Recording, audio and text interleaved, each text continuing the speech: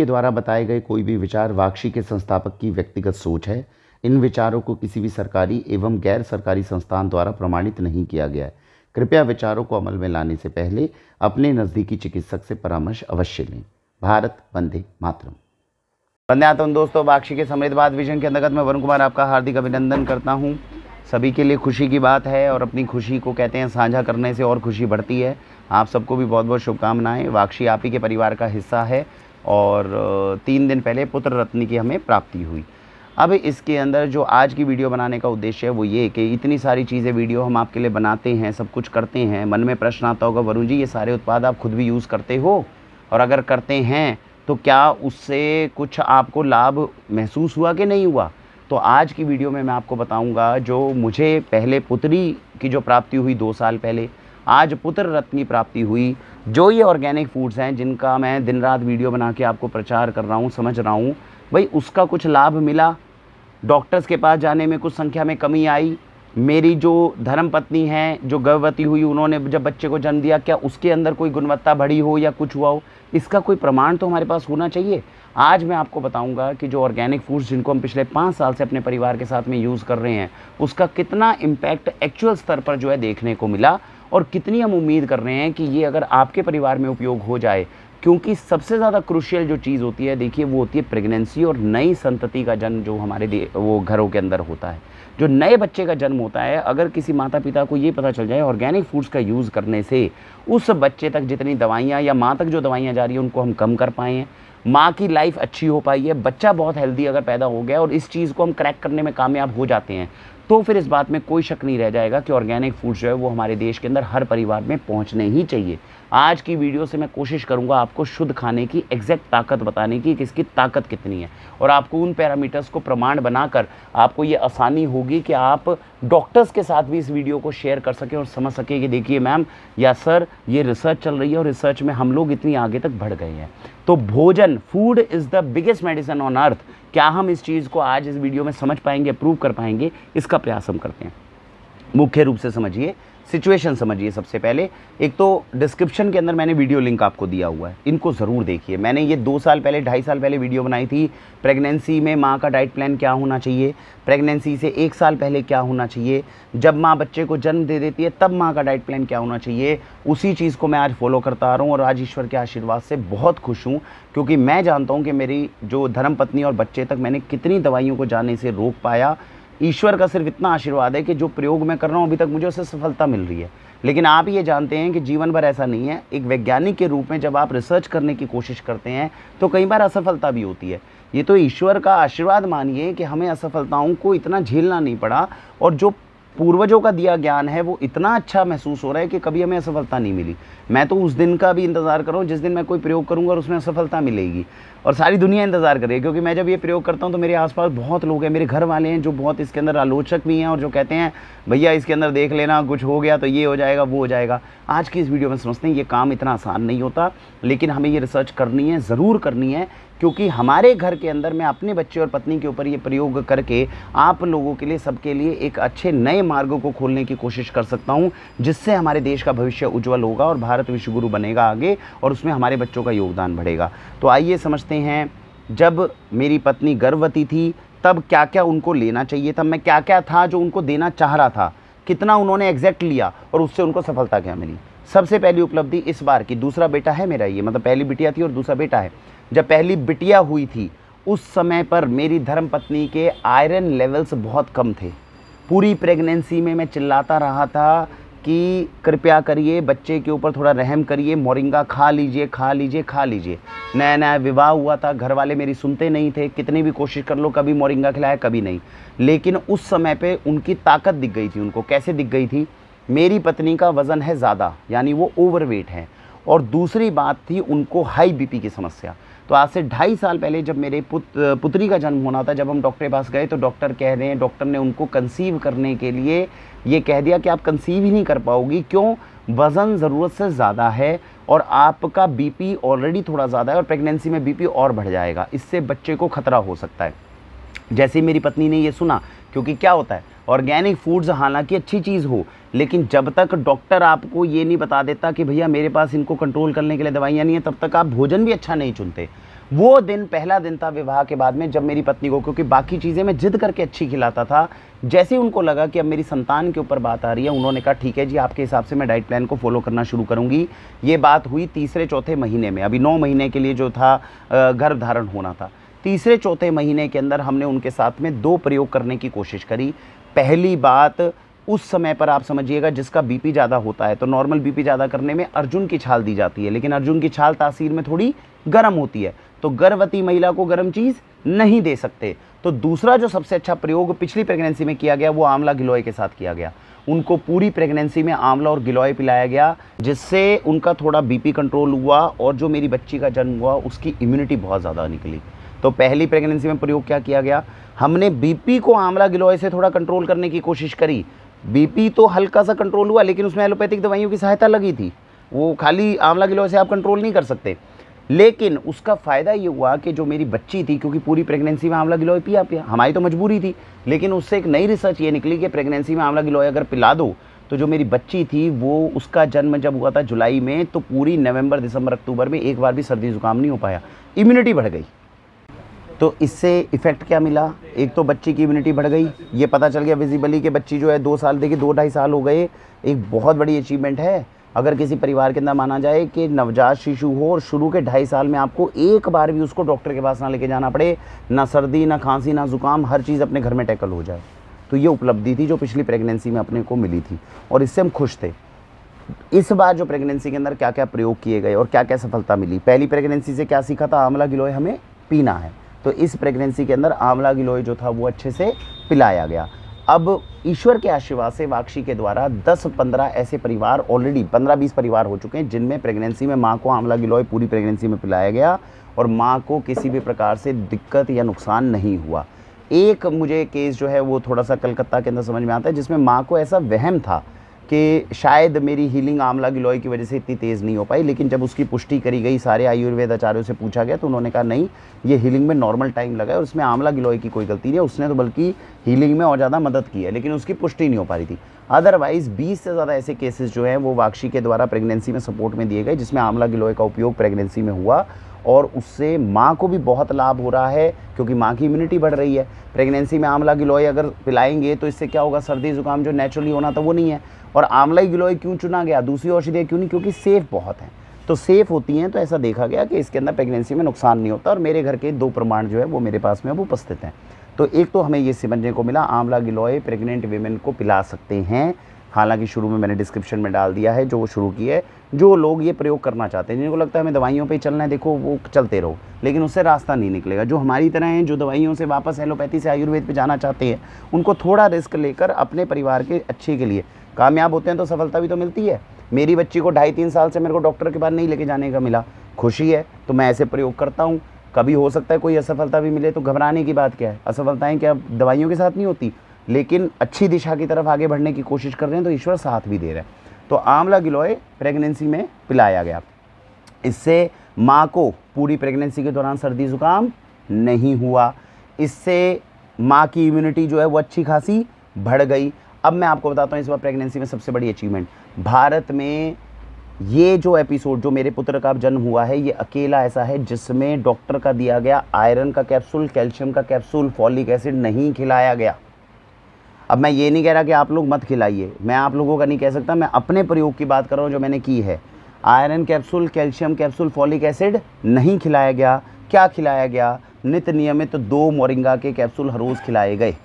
और इससे हुआ क्या, प्रेगनेंसी में जो मेरी पत्नी, जिनको पहली प्रेगनेंसी के अंदर आयरन के इंजेक्शन तक लगे थे, आयरन का हीमोग्लोबिन इतना कम था, इस बार डिलीवरी के बाद में, डिलीवरी से पहले 9.8 हीमोग्लोबिन था, डिलीवरी के बाद में 9.2 9.3 का हीमोग्लोबिन जो है उनका आया।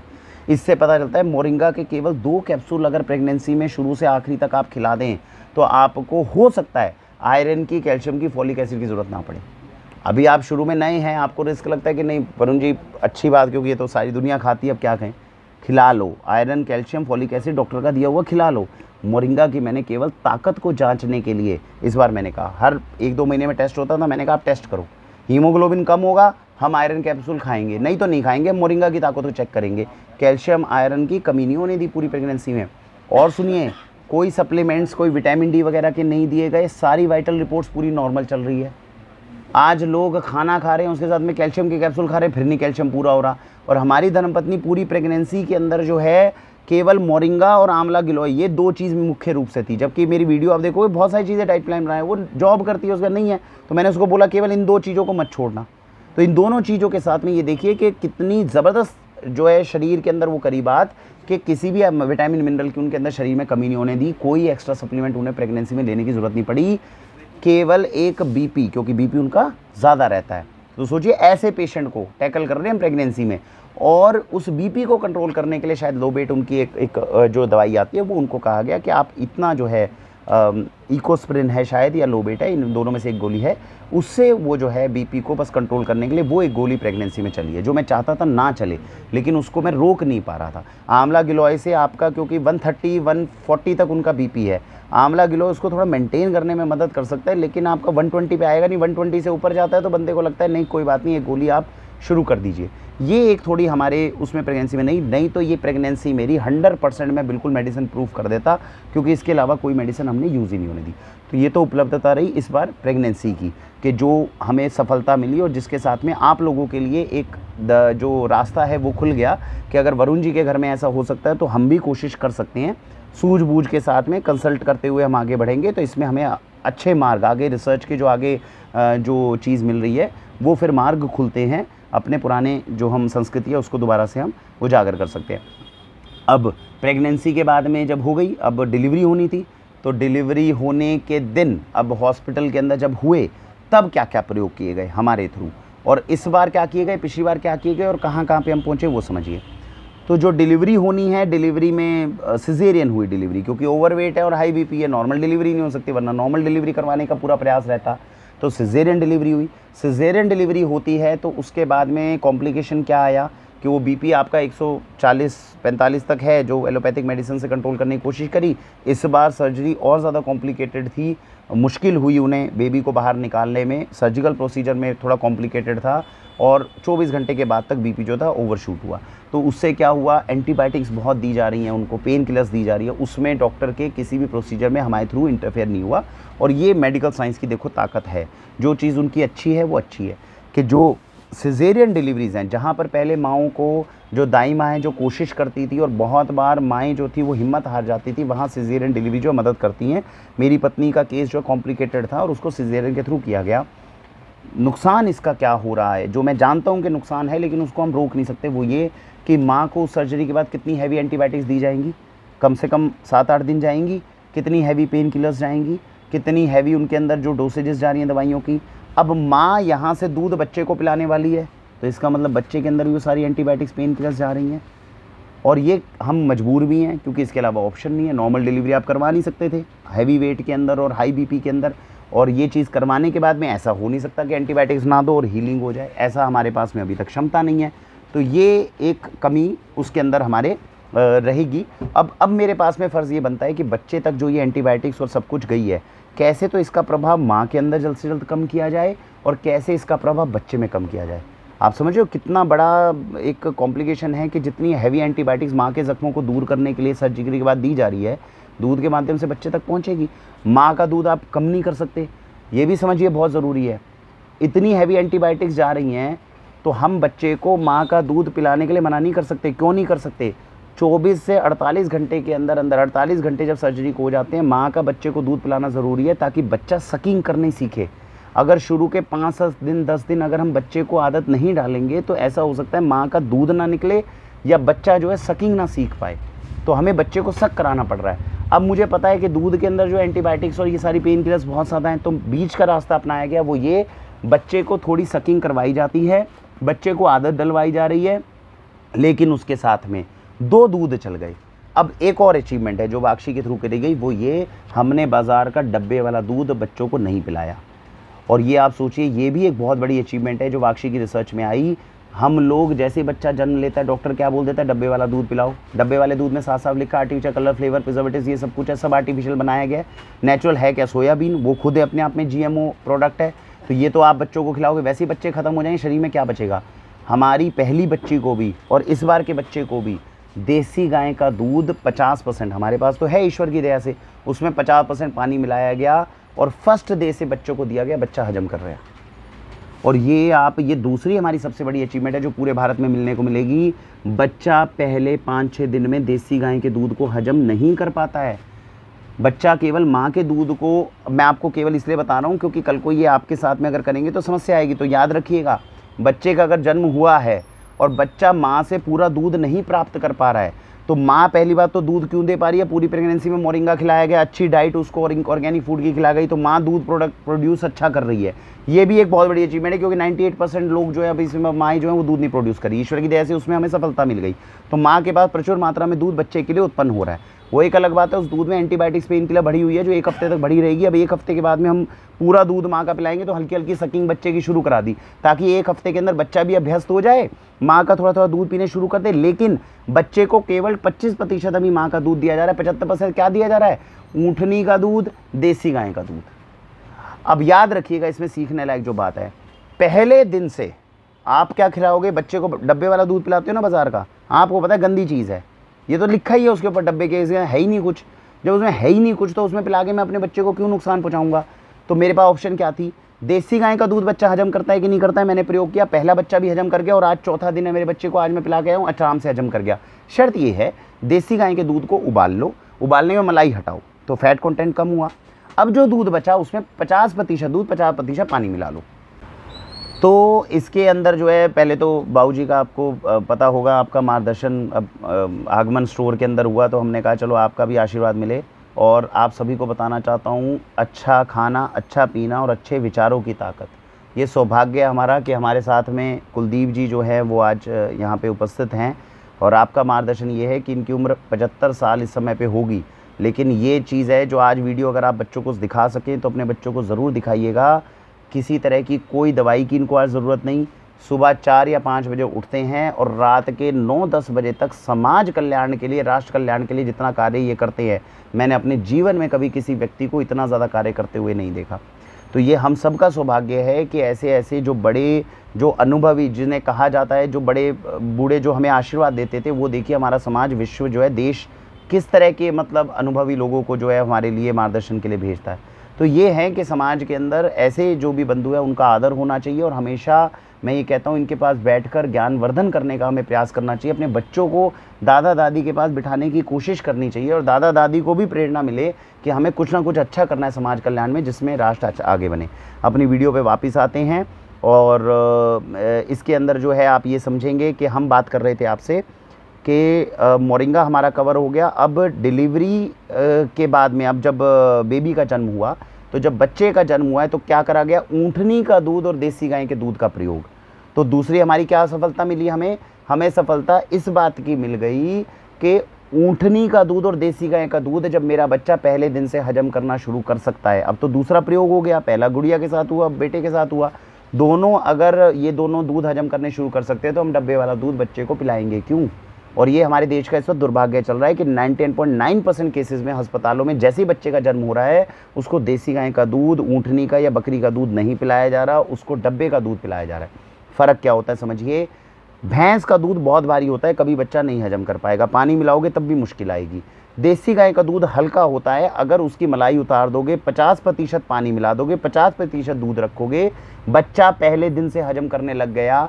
हो सकता है मेरे बच्चे हजम कर रहे हो, आप कोशिश करके देखिएगा, अगर हजम नहीं होगा तो क्या है, बच्चे को थोड़ा लूज मोशन लग जाएगा, पेट में थोड़ी गैस बनेगी, लगे तो तुरंत बंद कर दीजिए देसी गाय का दूध। बकरी और ऊँटनी का दूध बहुत हल्का होता है। बकरी और ऊँटनी का दूध अगर आप बच्चे को पिला रहे हो, पहले दिन से हजम होने के बहुत ज़्यादा चांसेस हैं बच्चे को, और आपको बच्चे को डब्बे वाला दूध नहीं पिलाना पड़ेगा। मैं तो अपने बच्चों को बचाने में कामयाब हुआ हूँ, आप भी प्रयोग करोगे तो शायद बचा पाओगे, ऐसा मेरा मानना है। तो ये हो गई दूध की बात जो करी गई। अब बात आती है ये दूध बच्चे को पिलाएं किस तरीके से, क्योंकि डब्बे के दूध में क्या होता है, उसमें इमल्सीफायर्स मिले होते हैं। ध्यान से समझिएगा, आपने डब्बे के अंदर आधा चम्मच दूध डाला, पानी के साथ मिक्स करा, दूध मिक्स हो गया, बच्चे को पिला दो, गर्म पानी के साथ तुरंत पिला दो, बहुत कंफर्टेबल हो गया। अब देसी गाय का दूध लेटर से आप ओरिजिनल लेते हो, जो दिल्ली एनसीआर में, उनको तो हम फ्रेश दूध पिलाते हैं।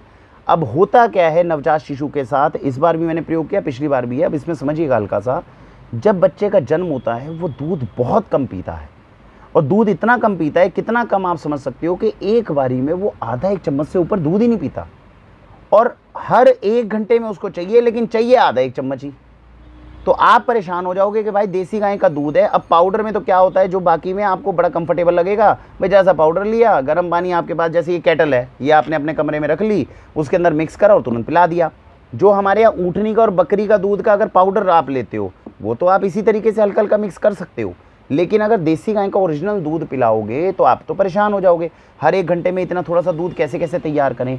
उसमें मैंने इस बार जो प्रयोग किया उसको देखिए, उसमें आपको भी बहुत खुशी होगी। इसे बोलते हैं वेपराइज़र। तो मैं क्या कर रहा हूँ, कटोरी के अंदर देसी गाय का दूध जो है वो थोड़ा गर्म करा, उसमें 50% क्या मिला दिया, पानी। अब उस कटोरी को मैं इसके ऊपर रख देता हूँ और ये पीछे से आपने ये लगा दिया सॉकेट, ठीक है जी। अब देसी गाय का दूध जो है, अगर मैं, अब ठंड आ जाएगी आगे भी, अगर खाली कटोरी में रखूँगा, बच्चे ने तो उस कटोरी में से कितना दूध पीना है, मुश्किल से आधा 1 चम्मच। अब उसके बाद मुझे आधा घंटा 1 घंटा इंतजार करना है, फिर 1 घंटे बाद बच्चा रोएगा, फिर उसमें से आधा 1 चम्मच दूध तो खराब हो जाएगा, और बार बार रसोई में रखने जाओ, बार बार वो लेने जाओ, वो दिक्कत। तो उसके अंदर एक समाधान ये आया है, वेपराइज़र है, आपने ये इलेक्ट्रिसिटी में लगा दिया, इसके ऊपर आपने रख दी कटोरी। अब क्या इसमें से गर्म भाप निकल रही है, वो जो गर्म भाप निकल रही है ना, वो इस दूध को एक तो गर्म रखती है, क्योंकि बच्चे को आप ठंडा दूध नहीं पिला सकते। बच्चा जो है उसको आधा 1 चम्मच पिलाना है, थोड़ा सा गर्म दूध पिलाना है हल्का सा, ताकि शरीर उसको आराम से हजम कर पाए, और थोड़ी मात्रा में पिलाना है। कटोरी ये रखी। अब बच्चे के पास 2 ऑप्शन है। पहले बच्चे को माँ के पास लगाइए, क्योंकि बच्चे की सकिंग पावर जो है वो हमें जनरेट करनी है।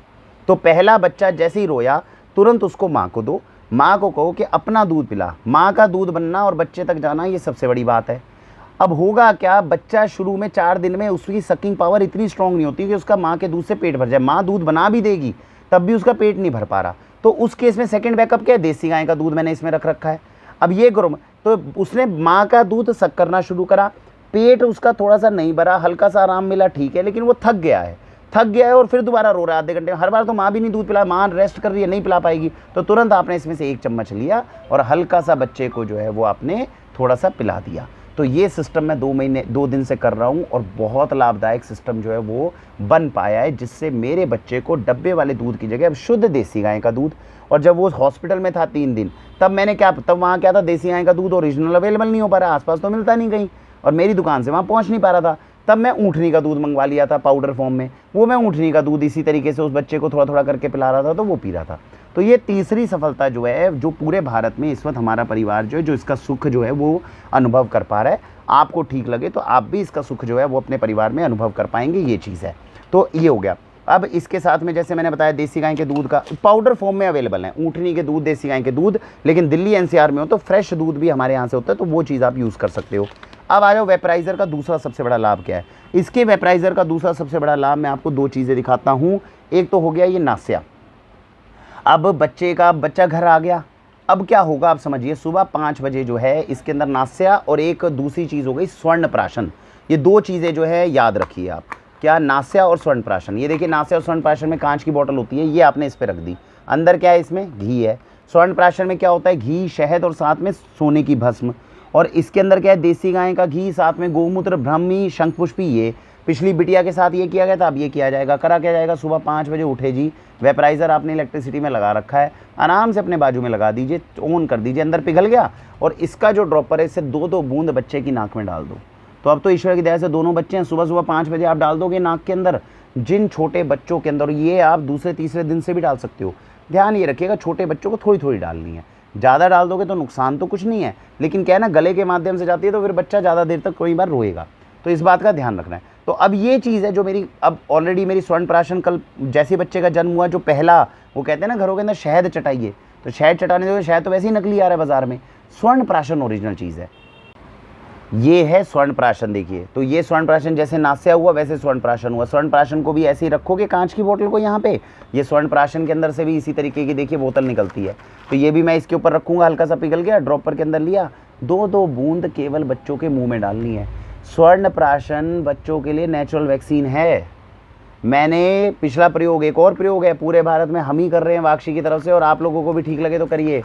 वैक्सीन्स कितने की लगती है बच्चों को, कम से कम 15-20 हज़ार की वैक्सीन्स लगेंगी, और जो वैक्सीन की ज़रूरत नहीं है वो भी लगेंगी, और बताया ये जाएगा ये वैक्सीन ले लो, इस बीमारी के अंदर नहीं, इस बीमारी में नहीं काम है। मैंने प्रयोग पिछली बार जो मुझे ठीक लगा और बच्चे के लिए कर रहा हूँ वो बता रहा हूँ। पिछली मेरी गुड़िया 2 साल की जब हुई थी, मैंने कोई वैक्सीन प्राइवेट डॉक्टर से, जो पीडियाट्रिशियन है, नहीं लगवाई। कार्ड बना था, जो बेसिक वैक्सीन है, जैसे ही बच्चे का जन्म होता है 3 वैक्सीन लगती हैं। एक BCG की वैक्सीन लग गई, एक पोलियो की लग गई आपकी, ठीक है, और एक आपकी ट्यूबरकुलोसिस को बचाने के लिए, वो शायद BCG वाली है। इस तरह की 3 वैक्सीन लगती हैं। तो ये 3 वैक्सीन जो होती है वो हॉस्पिटल में लगती है। इसमें डॉक्टर को हम नहीं रोक सकते और रोकना भी नहीं चाहिए, लगा लो। पोलियो तो वैसे ही ज़रूरी है। ये तीनों मैंने लगवाई। अब जो आगे की वैक्सीन लगेंगी वो प्राइमरी हेल्थ केयर में लगेगी, जो गवर्नमेंट का प्राइमरी हेल्थ केयर सेंटर है। वहाँ से मुझे 2 फ़ायदे मिलते हैं। एक तो मेरे 20,000 रुपये जो खर्च होने वाले हैं बच्चे के पूरे वैक्सीनेशन प्रोग्राम के अंदर, वो कम से कम बचेंगे, जो कल को मेरे या किसी गरीब के कोई ना कोई काम आने वाले हैं। दूसरी बात, फालतू की वैक्सीन गवर्नमेंट कभी नहीं लगाएगी। गवर्नमेंट अपने खर्चे के ऊपर वैक्सीन वही लगाएगी जो बच्चे के लिए अत्यंत आवश्यक होंगे, अदरवाइज़ नहीं लगाएगी। तो मैं अपने बच्चे को फालतू की वैक्सीन से भी बचा लूँगा। तो वैक्सीन्स के अंदर भी मैंने बच्ची के साथ में, अपनी बड़ी बच्ची के साथ में ये चीज़ करी थी, और छोटे बच्चे के केस में भी यही रहेगा। वैक्सीन्स का लोड, अगर बाय चांस कोई वैक्सीन मेरी रह भी जाए तो मुझे डरने की ज़रूरत नहीं। क्यों? क्योंकि नेचुरल वैक्सीन स्वर्णप्राशन है। आज से 70-80 साल पहले जब वैक्सीन नहीं थी तो ये स्वर्णप्राशन दिया जाता था आयुर्वेद का बच्चों को। जो हम बोलते थे कि भाई बच्चा पैदा होते ही शहद चटा दो। क्यों शहद चटाना इतना इंपॉर्टेंट है? वो बेसिकली स्वर्णप्राशन होता था। अब ये स्वर्णप्राशन का टेस्ट शहद जैसा होता है, तो इसको लगा लगा के धीरे धीरे लोगों ने इसको शहद बोलना शुरू कर दिया। शहद आ गया मार्केट में नकला। अब नकली थोड़ी शहद चटाओगे, असली ओरिजिनल चीज़ होती है स्वर्णप्राशन, जो बच्चे के जन्म के साथ हर रोज़ जो है केवल 2 बूंद बच्चे को दे दो, और नवजात शिशु जो है बढ़िया। सौभाग्य है, ईश्वर का आशीर्वाद है कि बच्चे को हमने ये देना शुरू कर दिया, तो बच्चे तक ये बेनिफिट पहुंचने लग गए। अब हो गया जी बच्चा आपका। ऊँटनी के दूध का मैंने आपको बताया, जो हॉस्पिटल में ज़रूरत पड़ी। स्वर्णप्राशन का मैंने आपको बताया, ये पड़ी। उसके बाद में नास्या जो है अभी शुरू नहीं हुआ, कल परसों से ये शुरू हो जाएगा। छोटे बच्चे के लिए बता रहा हूँ मैं, जो चीज़ें हम करने वाले हैं जिससे हमें लग रहा है मेधा शक्ति बढ़ेगी, तो ये चीज़ होगी। अब क्या है, अब बच्चे को इससे ज़्यादा कुछ नहीं चाहिए। बच्चे को 6 महीने तक स्वर्णप्राशन, नास्या और माँ का दूध, इसके अलावा उस बच्चे को बेचारे को कुछ चाहिए ही नहीं। तो बच्चे को क्या चीज़ें, 3 चीज़ें चाहिए थी केवल। क्या? स्वर्णप्राशन, ज़्यादा से ज़्यादा नास्या और देसी गाय का दूध या माँ का दूध। इससे ज़्यादा बच्चे को कुछ भी खाने पीने को नहीं चाहिए। तो बच्चे पे आप ये 3 चीज़ें दो, नियमित रूप से दो, इसके बाद हट जाओ। चौथी इंपॉर्टेंट चीज़ जो बच्चे को मदद कर सकती है वो है अमृत धारा। ये कैसे मदद करेगी? ध्यान रखना, जिस कमरे के अंदर जच्चा और बच्चा है, जो माँ ने जन्म दिया है और जहाँ बच्चा है, यहाँ पर आपके कमरे का टेम्परेचर इस तरह से होना चाहिए कि माँ को पसीना तो आए ना, आप समझ रहे हैं, और चद्दर या कंबल की उसको ज़रूरत ना पड़े। वो टेम्परेचर ऐसा रहना चाहिए जिसके अंदर ना तो ठंड ज़्यादा हो रही है ना गर्मी ज़्यादा हो रही है। क्योंकि अब जो डाइट प्लान मैं बताऊंगा वो माँ के अंदर गर्मी को बढ़ाने वाला है। उसके अंदर गर्मी का संचार ज़्यादा होना ज़रूरी है, तभी दूध की प्रोडक्शन रहेगी। सबसे बड़ी गलती जो इस वक्त 99% घरों के अंदर हो रही है, जिन हॉस्पिटल्स में जन्म हो रहे हैं बच्चे के और माँ के, वहाँ पर AC चला चला कर माँ को बच्चे के जन्म के बाद रखा जा रहा है। दूध की प्रोडक्शन होनी मुश्किल हो जाएगी, इसीलिए माँ बच्चे के लिए दूध नहीं प्रोड्यूस कर पा रही। इस बात को समझिए। तो टेम्परेचर जिस भी रूम में माँ बच्चे को रखा है, क्योंकि सर्जरी होती है, सर्जरी के बाद अगर माँ को पसीना आया तो टाँके जो है वो ख़राब हो जाएंगे। तो आपको क्या करना है, उस रूम के अंदर टेम्परेचर, अब वो टेम्परेचर मेंटेन कैसे होगा इसको ध्यान से समझो। AC के अंदर जो आपकी विंडो होती है, इस विंडो को कर दो ऊपर की तरफ। वो सीधी कभी भी बच्चे पे और माँ पे वो विंडो नहीं आनी चाहिए। सीधी हवा माँ और बच्चे पे नहीं आनी चाहिए। अलग कमरा होना चाहिए जो बिल्कुल ऑलमोस्ट क्लोज हो। आप AC को चला सकते हो, लेकिन पंखा बंद कर दो, AC की हवा कर दो ऊपर छत की तरफ, ताकि वो एयर सर्कुलेट होके पूरे कमरे को ठंडा रखे। कितना ठंडा रखे? इतना ठंडा रखे कि माँ को ना तो चद्दर की ना कंबल की ज़रूरत पड़े और माँ को पसीना ना आए। बच्चा जो है उसके ऊपर कम से कम एक पतला कंबल पूरा रैप होना चाहिए, बच्चे का सिर ढका होना चाहिए। बच्चे को अगर आपको लगता है अनकंफर्टेबल महसूस हो रहा है ज़्यादा गर्मी, तो उतना, लेकिन बच्चे के शरीर को थोड़ी सी गर्मी ज़्यादा चाहिए होती है नेचुरल रूप से। माँ के अंदर गर्मी ज़्यादा है, उसको थोड़ी सी हल्की ठंडक चाहिए, लेकिन वो ठंडक ज़रूरत से ज़्यादा नहीं होनी चाहिए। ये मैंने आपको तरीका बता दिया। तो इस वक्त मेरे घर के अंदर जो AC का टेम्परेचर है वो कैसे कंट्रोल किया हुआ है, तो वो रूम इस तरह बना हुआ है कि 10 दिन के अंदर अंदर हमें टाँकों को ठीक करके बाहर भी निकलना है, माँ को पसीना भी ना आए और गर्मी। अब हमें माँ के अंदर, अब एक चीज़ और बता रहा था, इसे बोलते हैं अमृत धारा। ये मेरे घर में रखी रहेगी, ये किस दिन काम आएगी? 3 चीज़ें चाहिए थी बच्चे के लिए। चौथी चीज़ इमरजेंसी, SOS काम आएगी। सपोज करो भगवान ना करे इम्यूनिटी पे, मैंने आंवला गिलोय भी पिलाया था माँ को अब भी पिलाएंगे हम, दूध से बच्चे तक इम्यूनिटी पहुँचाएंगे। बच्चे को खांसी जुकाम नहीं होगा, फिर भी अगर हल्का सा भी लगे तो सबसे पहले, अब बच्चे को पैरासीटामोल देने मत भागिएगा, सबसे पहले काम करना है अमृत धारा। ये हमारे पूर्वजों का दिया हुआ एक और वरदान है। इसमें क्या है, पुदीना होता है, अजवाइन होता है और कपूर का सत होता है। इसको हल्का सा उंगली पे लिया और बच्चे की छाती पे और पीठ पे आपने लगा दिया। जिसने ये उपयोग करा हो, अगर आज ही खांसी जुकाम हल्का सा शुरू हुआ है तो बच्चे की नाक खुल जाएगी और बच्चों की आदत क्या होती है, अंगूठा पीने की होती है। अंगूठा पी रखा है, नाक बंद है, बच्चा तो परेशान है, पूरी रात रोएगा। इसको जैसे ही सीने पे लगाओगे उसकी नाक खुल जाएगी और हल्का सा नाक पे, बिल्कुल जरा सा, याद रखना इसके अंदर एक बूंद से ऊपर का काम आपको कभी करना ही नहीं है। एक बूंद केवल नाक पे इतने से लगाओगे, नाक खुल जाएगी। पहले खुद लगा लेना, पता चल जाएगा आपको। तो ये SOS की बहुत बड़ी रेमेडी है, जिसे अमृत धारा बोलते हैं। बच्चे को लूज मोशन लग गए, क्या करोगे, डॉक्टर दवाई देगा, ले सकते हो, कोई बहुत दिक्कत नहीं है। लेकिन उस समय पे ध्यान रखना, ये अमृत धारा की 3-4 बूंद अगर 1/4 गिलास के अंदर मिक्स करके हमने बच्चे को थोड़ी थोड़ी पिला दी, तो उससे पेट में लूज मोशन भी ठीक होने लग जाते हैं। तो ये बहुत काम की चीज़ है, जो पहले घरों में फर्स्ट एड के रूप में यूज़ होती थी, अपने घर के अंदर रखिए, बच्चे के काम आएगी। तो कुल मिला के बच्चे के लिए क्या है, 4 चीज़ें चाहिए केवल। क्या, देसी गाय का दूध या ऊँटनी का दूध या बकरी का दूध, 3 में से एक पकड़ लो, डब्बे वाले दूध को हटा दो। दूसरी चीज़ क्या चाहिए बच्चे के लिए हमें, कि दूध उसके लिए हो गया, उसके बाद स्वर्ण प्राशन और नास्या, और साथ में अमृत धारा। ये 4 चीज़ें बच्चे के लिए चाहिए। बच्चे के हिसाब से आप निश्चिंत हो जाओ, बच्चे के हिसाब से निश्चिंत हो जाओ। बच्चे के लिए और क्या ध्यान रखना है, डायपर कोशिश करिए मत पहनाइए। अपना बच्चा है, घर के अंदर बैठे हुए हो, तुरंत ही उसको डायपर पहनाने की आदत है, हमारी चद्दर गंदी ना हो जाए, कुछ ना हो जाए। बच्चों के लिए लंगोट बनते हैं, अपने माता पिता के साथ बैठिए, सूती कपड़े के होते हैं, उसमें बच्चे को हवा जाती है। जितनी बार बच्चा पोटी करे, ध्यान रखिए, जितनी बार बच्चा पोटी करेगा, सुसु करेगा या कुछ होगा, उस सारे एरिया पे नारियल तेल लगाइए। फिर दोबारा गलती करते हैं, जैसे ही बच्चे को, पहले तो सुसु पोटी करता रहेगा, कोई ध्यान नहीं देंगे, रैशेस हो जाएंगे, तुरंत केमिस्ट पे भागेंगे, जी रैश फ्री क्रीम दे दो। वो रैश फ्री क्रीम क्या, उसके अंदर केमिकल नहीं होंगे, वो भी जाएगा शरीर में। नारियल तेल से जब बच्चे को आप रैशेस और सब कुछ बचा सकते हो, तो रैश फ्री की क्या ज़रूरत है, कॉमन सेंस की बात है। तो बच्चे को जितनी बार सुसु पोटी कर रहा है, बच्चे को सफाई करिए अच्छे से, गुनगुने पानी से करिए। ठंडा पानी, ठंडा दूध, ठंडी चीज़ से बच्चे को थोड़ा दूर रखना है, गुनगुना रखना है, और गुनगुनी चीज़ें ही केवल कंफर्टेबल बच्चे के पास जाएगी। बच्चा बिल्कुल सुखी रहेगा, कोई परेशानी नहीं करने वाला, सुख शांति से काम होगा। नारियल के तेल से उसको पीछे से, वो जो है पूरे जो पॉटी का एरिया है सारा, वो उसको लगाते रहिए, बच्चे को रैशेज़ नहीं होंगे। और खुला लगी, हवा लगनी चाहिए बच्चे के नीचे वाले हिस्से पे। जो सुसु पॉटी का एरिया है वो तो उसका खुला रहता है, ऊपर सीना ढका हुआ। याद रखिएगा, ठंड अगर बच्चे को लगेगी, कहाँ कहाँ से लगेगी, ये भी सिद्धांत समझ लीजिए। सिर पे बच्चे के टोपी जरूर हो, टोपी कैसी, जो कान को कवर करके रखे। सीने के ऊपर बच्चे के कपड़ा जरूर हो, और पैरों के अंदर जो है, अगर आपको लग रहा है हल्का सा भी ठंडा एटमॉस्फेयर है, तो पैरों में जुराबे। ये 3 चीज़ें अगर आपने बच्चे के ऊपर करी है, बच्चे को ठंड नहीं लगेगी। और जो नीचे का एरिया है, जहाँ वो बार बार आधे आधे घंटे में सुसु पट्टी कर रहा है, उसको लंगोट से बांधिए और अपना नारियल तेल का उपयोग करते रहिए, और उस हिस्से को, पूरे के पूरे हिस्से को अपना कंबल से बच्चे के ढक के रखिए। एक और प्रयोग बता देते हैं। सपोज़ कीजिए घर के अंदर रुई होनी चाहिए, ऐसे रुई का जो है लंबा जो है मामला, ये रुई जो है इतनी किस काम आएगी। आपने बच्चे को कपड़े पहना रखे हैं, अब ऊपर कपड़ा बच्चे ने पहन रखा है, बाय चांस माँ को ज़्यादा गर्मी लगी, कुछ लगी, जी हम टेम्परेचर कम कर देते हैं।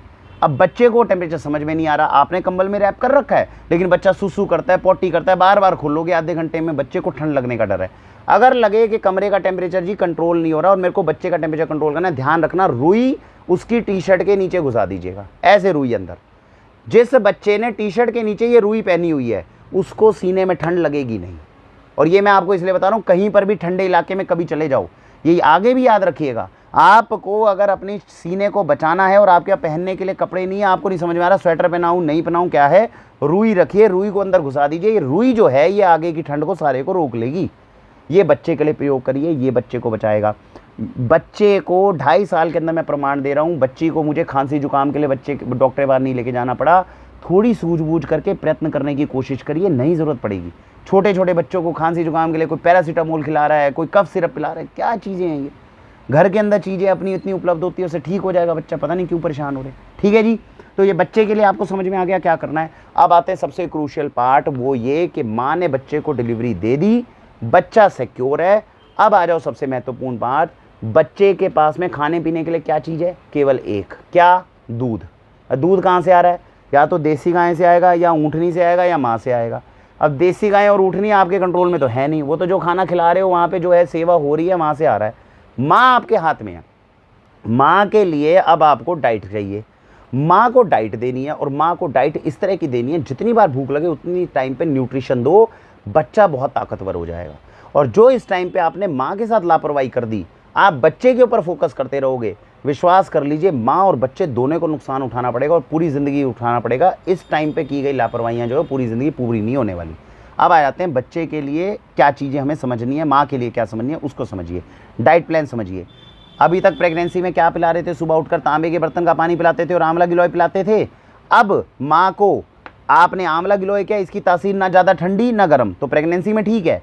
अब जब माँ दूध देना शुरू कर देती है बच्चे को पिलाना, तो क्या करना है, ऐसा जूस देना है जिसमें थोड़ी गर्मी हो, उसमें काम करेगा इम्यूनिटी बूस्टर। तो इम्यूनिटी बूस्टर जूस में क्या है, इसके अंदर आपकी सौंठ हो गई, थोड़ी अजवाइन हो गई, ये जो गिलोय हो गया, ये सब बढ़ जाएगा और एक्स्ट्रा इसकी तासीर थोड़ी और ज़्यादा गर्म हो जाती है। तो जूस आंवला गिलोय से मैं कहाँ शिफ्ट कर दूंगा अपनी पत्नी को कल से, इम्यूनिटी बूस्टर के ऊपर। ये सुबह का जूस हो गया।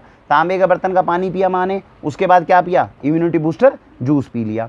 जूस पीने के बाद में अब सपोज करिए कि माँ को अगर इस टाइम पर जब खासकर सिजेरियन सर्जरी या कुछ होती है, मैं एक बात बता दूं, कॉन्स्टिपेशन अगर होती है, कब्ज अगर हो जाता है माँ को, तो याद रखिए, क्योंकि माँ को क्या है, डाइट खिलानी है, और डाइट खिला रहे और माँ को कब्ज हो गई, पेट खराब हो गया, तो वो दूध जब पिलाएगी बच्चे को भी ऑटोमेटिक कब्ज पहुंचेगी। ये एक नॉर्मल प्रकृति का सिद्धांत है, बच्चे को कॉन्स्टिपेशन होनी शुरू हो जाएगी। अब इस केस में माँ का पूरा सिस्टम क्लियर है, इस बात का भी ध्यान रखिए। दो ऑप्शन है, अगर तो स्टिचेस, क्योंकि वैसे तो सबसे आसान तरीका होता है दूध के साथ में माँ को 1-2 चम्मच घी दे दो, लेकिन सर्जरी होने के बाद 10 दिन तक आप माँ को घी नहीं दे सकते, क्योंकि उससे टांगों के पकने के चांसेस जो होते हैं वो बढ़ जाते हैं। तो दिन में 1 या 2 चम्मच घी हो सकता है, जो मेरे को लगता है, डॉक्टर ने तो वो भी मना कर रखा है, लेकिन मैं अपनी पत्नी को 1-2 चम्मच घी दे रहा हूँ, इससे ज़्यादा मैं भी नहीं दूंगा। तो क्या होगा, अगर दूध के साथ में देसी गाय का 1-2 चम्मच घी ले लोगे तो पेट माँ का साफ रहेगा हमेशा, और ऊपर से ताकत रहेगी, शरीर में दम रहेगा, इसीलिए गोंद के लड्डू वगैरह खिलाए जाते हैं। लेकिन पहले 10 दिन अब घी के ऊपर भी दिक्कत है, तो बाजार में केमिस्ट से जो लैक्टोलोज सॉल्यूशन मिलता है वो दे सकते हो, वो देने से माँ का पेट जो है वो साफ़ हो सकता है। तो कॉन्स्टिपेशन में इस चीज़ में डॉक्टर की आप बात को मान सकते हैं और कर सकते हैं। तो पेट साफ़ करने के मैंने 2 तरीके बताए। हमारी धर्मपत्नी मिलेट का दलिया नहीं खाती, लेकिन इस समय पे अगर आपकी धर्मपत्नी आपकी सुनती हो और मिलेट का दलिया खाती हो, तो मिलेट का दलिया उसको खिलाइए माँ को। वो मिलेट का दलिया हल्का सा घी डाल के, थोड़ा सा, क्योंकि सूखापन लेकर आएगा अंदर, शरीर में सूखापन नहीं आना चाहिए, हल्का सा वो उसके अंदर घी डाल के माँ को मिलेट का दलिया खिलाओ। सुबह उठकर तांबे के बर्तन का पानी पिया, जूस दी, तो इम्यूनिटी बढ़ गए। अब जूस इम्यूनिटी बढ़ने के बाद में अब माँ के लिए सुबह 6-7 बजे आपने जूस पिलाया, माँ फ्रेश हो गई। फ्रेश नहीं होती तो मैंने आपको 2 तरीके बताए, या तो बाजार में केमिस्ट से लैक्टोलोज मिलता है वो लेगी रात को, तो फ्रेश होना शुरू हो जाएगी, या फिर अगर वो 10 दिन का टाइम पीरियड पार हो गया और अब घी खिलाना 10 दिन शुरू के, जब तक टांके जो है उसकी दिक्कत है, उसके बाद तो घी खिलाओ माँ को, और जितना खिलाओगे अच्छा है, फिर आपको लैक्टोलोज की ज़रूरत नहीं। दूध के साथ में, देसी गाय के दूध के साथ माँ को घी के चम्मच 2 खिला दो, पेट बिल्कुल साफ रहेगा। तो माँ के लिए हमने आपको क्या बताया, केमिस्ट से या तो लैक्टोलोज सॉल्यूशन, आसान काम है वो कर सकते हो। 10 दिन शुरू के घी नहीं दे सकते, अब 10 दिन शुरू के नहीं देना चाहते, और कुछ लोग हैं जो कह रहे सर केमिस्ट के पास नहीं जाना चाहते, हम तो घर के अंदर ही कुछ बताओ। तो उस केस में एक और अच्छी चीज़ है, बाबूजी ने बताई है जो मार्गदर्शन किया अभी, कि इसबगोल का यूज़ कर सकते हैं।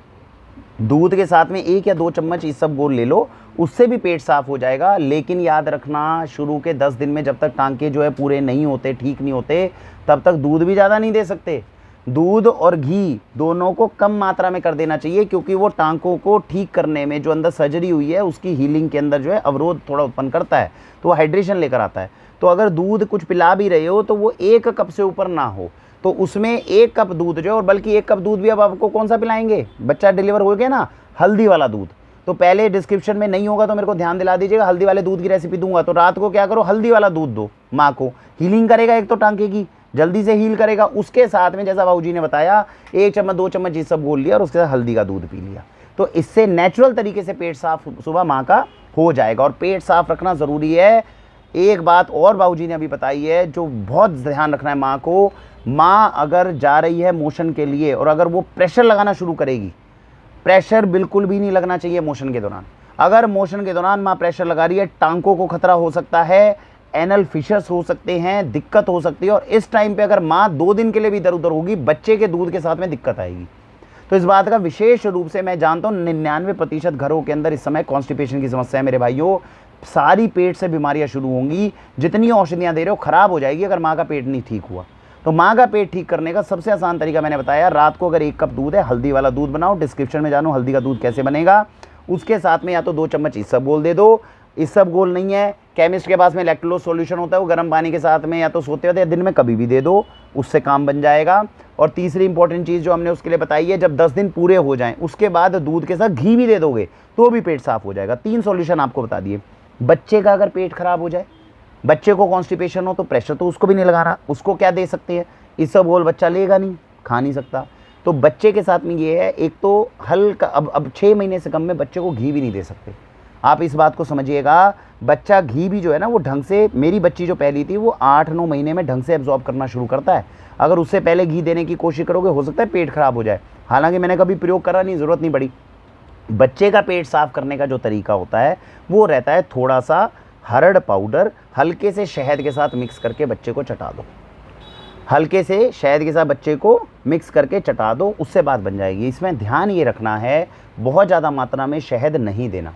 शहद देखो दिन में 2 बार 3 बार ये हल्का हल्का चटाओगे बच्चे को तब तो कोई दिक्कत नहीं, ज़्यादा दोगे तो बच्चे को शहद से गर्मी फूट जाएगी।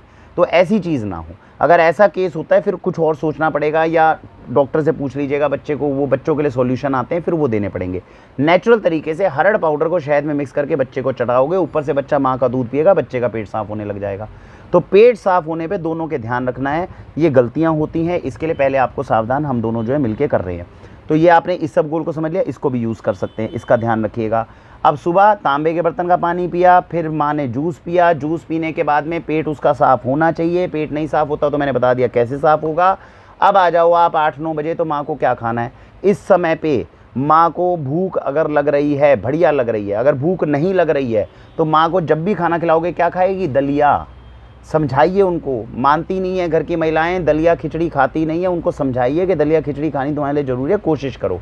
दलिया खिचड़ी नहीं मानती, उपमा खिला लो, उपमा खा लेंगी। तो ये चीज़ें जो है कम से कम लाइट फूड, सेमी सॉलिड होना चाहिए जो शरीर में जाए। तो ऐसा फूड जो है वो माँ को आप खिला सकते हो। कुछ घरों में ऐसा भी है जहाँ पे माता पिता नहीं है मदद करने के लिए, सुबह हो सकता है ब्रेकफास्ट बनाने में माँ को परेशानी हो या पति जो है नहीं कर पा रहा, उस केस में आपके लिए एक सबसे बढ़िया फूड ये ऑलरेडी तैयार है। इसमें क्या करा हुआ है, 51 अनाजों को एक साथ भून दिया गया, भूनने के बाद पाउडर बना दिया। ये तो माँ के पास आप सीधा रख दो और माँ को ये बोल दो भाई तेरे पास में खाने का प्रबंध नहीं हो पाए तो ये नहीं कि स्विगी पे ऑर्डर करा और बाजार के पिज्ज़ा आ रहे हैं, बर्गर आ रहे हैं, ये नहीं चाहिए। ये लिया जी, 2 चम्मच लिए, पानी के साथ में अच्छे से मिक्स करो, या थोड़ी देर भी माँ 2 मिनट 4 मिनट भी गर्म करेगी, इसी का हलवा भी बना सकती है, इसी का अपना सेरेलैक बना सकती है, खुद पिएगी, ताकत चली गई, पेट भर गया।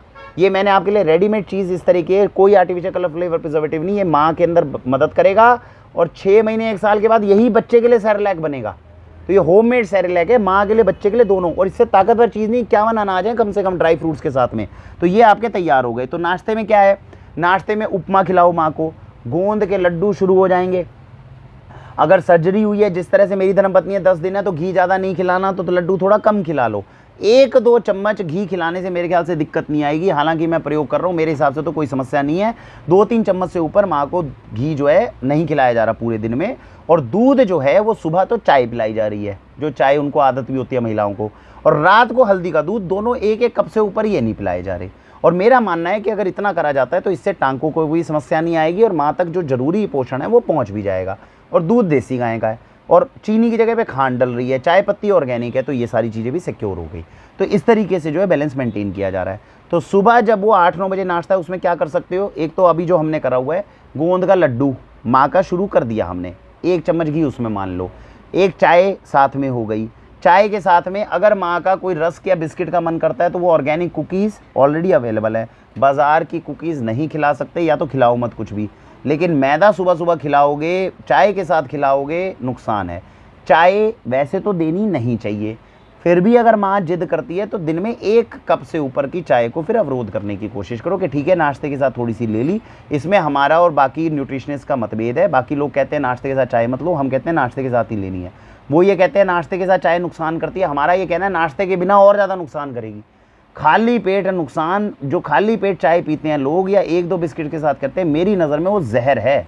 अब इसमें मेरी और न्यूट्रिशनिस्ट दूसरों की बनती नहीं। मैं ये कह देता हूँ दलिए के साथ में आप चाय को पी लो तो फिर भी शरीर हजम कर लेगा। खाली पेट जो लोग बोलते हैं कि चाय को 2 बिस्किट के साथ ले लो, मेरे हिसाब से वो दुनिया का सबसे बड़ा जहर है। और ये जो लोग 1 हफ्ता दोनों प्रयोग करके देखे अपने आप समझ में आ जाए। तो सुबह मैं तो अपनी जो धर्मपत्नी को है, ये दलिया वो खाती नहीं, तो या तो खिचड़ी कुछ ऐसी बन जाए, सुबह उपमा बन जाए, ओट्स बन जाए सेमी सॉलिड, वो पेट भर के खिलाओ। या अगर उसके समय नहीं हो, हमारे पास तो खैर समय है ही, तो हम तो वो खिलाएंगे, नहीं तो फिर ये खिलाओ माँ को। उसके साथ में चाय हो गया, बिस्किट हो गया, गोंद के लड्डू हो गए, ये नाश्ता है। मखानों को रोस्ट करके रख लो, ये नाश्ता है। ये नाश्ता माँ को अच्छे से खिला सकते हो। अब आ जाओ आप 11-12 बजे के करीब। अब 11-12 बजे का टाइम आपके लिए क्रूशियल इस चीज़ का है जिसका प्रयोग मुझे करना है, और इसको समझिए किस तरीके से यूज़ करना है। माँ को आप गर्म चीज़ें खिलाओगे, मैं बताना भूल गया, सुबह नाश्ते से जस्ट पहले माँ को हरीरा खिलाना है। अब ये हरीरा क्या होता है, इसकी डिस्क्रिप्शन में वीडियो में आपको दूंगा किस तरीके से बनता है, वैसे आप करिएगा। इसमें कुछ चेंजेस होते हैं। हरीरा के अंदर कुछ नहीं होता, मैं एक मोटे रूप से आपको बता देता हूँ। पहले ज़माने में हरीरा दिया जाता था और ये दुनिया की सबसे ताकतवर चीज़ों में से एक होता था, जो माँ के अंदर तो सफाई करेगा सारे सिस्टम की, बच्चों के लिए दूध की प्रोडक्शन बढ़ाएगा और माँ को इतना ताकतवर कर देगा कि पहले बच्चे के जन्म के बाद दूसरा बच्चा भी माँ जो है वो 2 साल के बाद देगी। और इसीलिए 11-11, 15-15 बच्चे जो थी वो पहले की माएँ कर पाती थी। तो ये सारी चीज़ें इसलिए कामयाब हो पाती थी। तो हरीरा बहुत ताकतवर चीज़ है। हरीरा कैसे बनता है, वैसे तो वीडियो में सर्च कर लीजिए, मोटे रूप में बता देता हूँ। बादाम लो, मुनक्का लो, छुआरा लो, ड्राई फ्रूट्स के अंदर खसखस ले लो, इस तरह के ड्राई फ्रूट्स जो मेजर ड्राई फ्रूट्स होते हैं। जो मैं वीडियो यूजुअली मैंने देखी थी उसमें काजू किशमिश थी, काजू किशमिश की जरूरत नहीं, काजू तो कोलेस्ट्रॉल बढ़ाता है, छोड़ दो। और किशमिश की जगह मुनक्का यूज़ करो, आयुर्वेद में सबसे बेस्ट है। तो इनको क्या करो, अच्छे से भून लो, ठीक है जी, रोस्टिंग कर लो। अब दूसरी बार इनको तो भून के आपने बाहर निकाला, भूनने के बाद में भूनने के बाद में इसको चाहे पाउडर बना लो या भून लो केवल। अब दूसरी तरफ आ जाइए, वो हो गई आपकी आयुर्वेदिक औषधियाँ। क्या क्या औषधियाँ? सबसे पहले हल्दी, सबसे ताकतवर चीज़ और सबसे बड़ी औषधि है, ठीक है जी, हल्दी डलेगी। उसके बाद इसमें ड्राई जिंजर यानी कि सौंठ डलेगा, सिनेमन, दालचीनी डलेगी, सौंफ हल्की सी अगर ज़रूरत है, क्योंकि सौंफ सफाई करेगी, लेकिन सौंफ की तासीर ठंडी होती है, बहुत ज़्यादा मात्रा में नहीं डलेगी। हमें हरीरे की तासीर थोड़ी गर्म रखनी है, ठंडा नहीं करना उसको, तो सौंफ थोड़ी सी डल गई। तो इस तरह की जो मेन सामग्री है स्पाइसेस में, मैंने आपको मुख्य रूप से स्पाइसेस बताई हैं।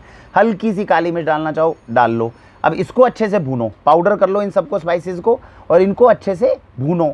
जब इसको भूनोगे तो 1 चम्मच घी के साथ इसको भूनो, और जब आपको ड्राई फ्रूट बताए थे 1-2 चम्मच घी के साथ उनको भूनो अलग। अब इन दोनों को जब मिक्स करके अच्छे से भूनोगे आप समझ गए, फिर उसके अंदर पानी ऐड होगा और इसको अच्छे से पकाया जाएगा। इसे बोलते हैं हरीरा। और ये हरीरा की वीडियो यूट्यूब पे बहुत सारी ऐसी माताएं बहनें हैं जिन्होंने डाली हुई है, उनको देखिए, माँ के लिए बनाइए। तो सुबह नाश्ते में जितनी चीज़ें बताइए उससे जस्ट पहले क्या पिला दो माँ को, हरीरा। उसके साथ में आपने माँ को नाश्ता करा दिया। अब ये एक तरह की पूरे दिन की डाइट जो है वो आपने सुबह जो है कॉन्सेंट्रेट करके 40% तक की डाइट माँ को ताकतवर दे चुके हो आप।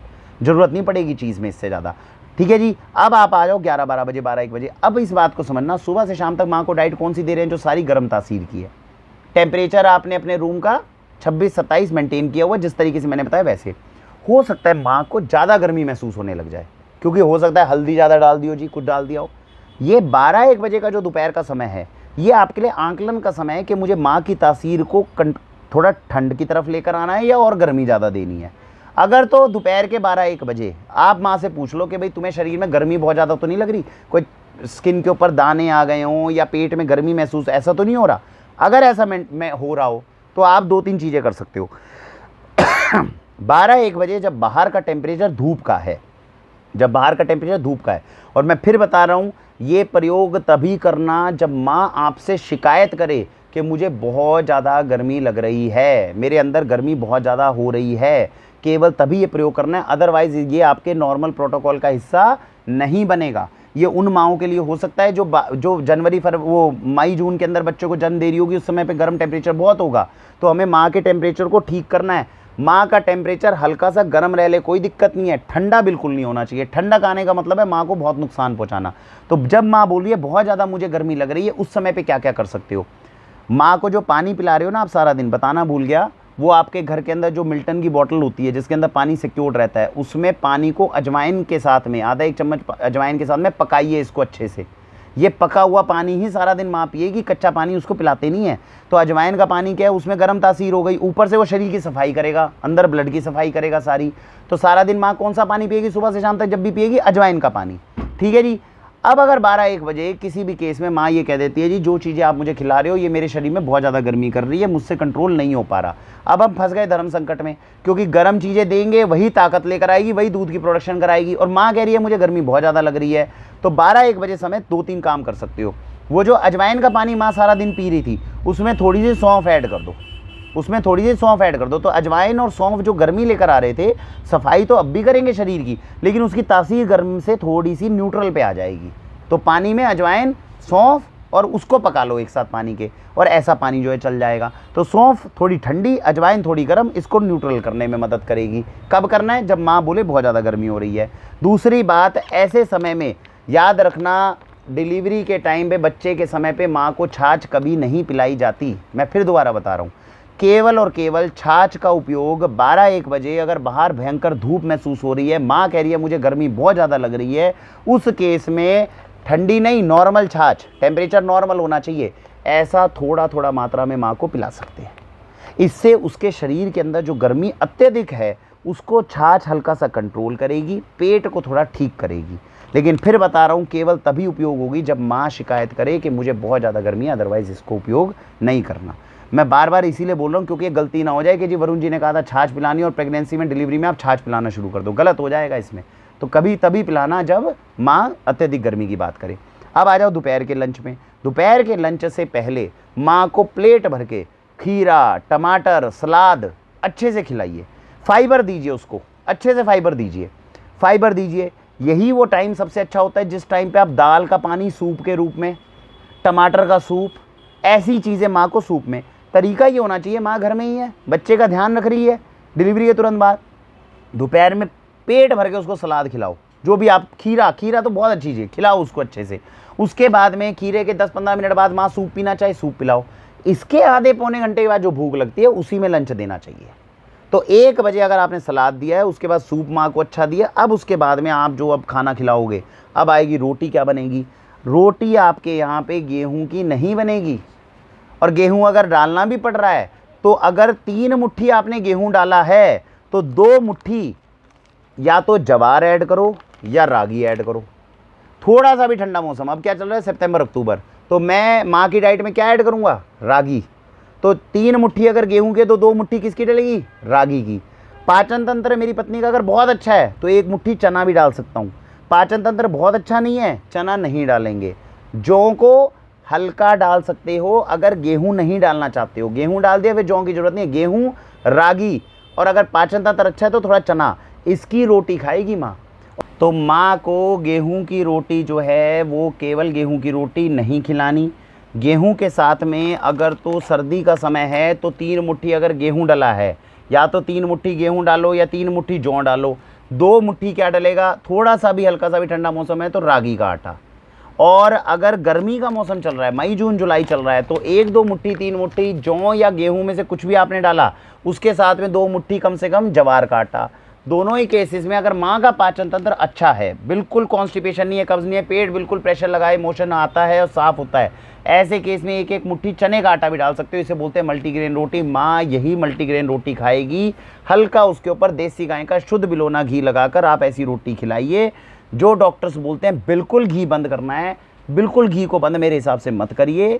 हल्का फैट चाहिए, हाँ, बहुत ज़्यादा मात्रा में हमें घी दूध नहीं करना, इस बात का ध्यान रखना है। तो जो मात्रा मैंने बताई वो आपको लगे सर मल्टीग्रेन रोटी नहीं बन पा रही, काम पे जाती हैं महिलाएं या जो है नहीं है कोई ध्यान रखने वाला, ये मल्टीग्रेन आटा 100% गेहूँ फ्री, वीट इसमें है नहीं, सारे मोटे अनाजों के साथ बनाया हुआ है, सीधा ऑर्गेनिक मल्टीग्रेन जो है यूज़ कर सकते हैं, इससे बात जो है आपको बन जाएगी।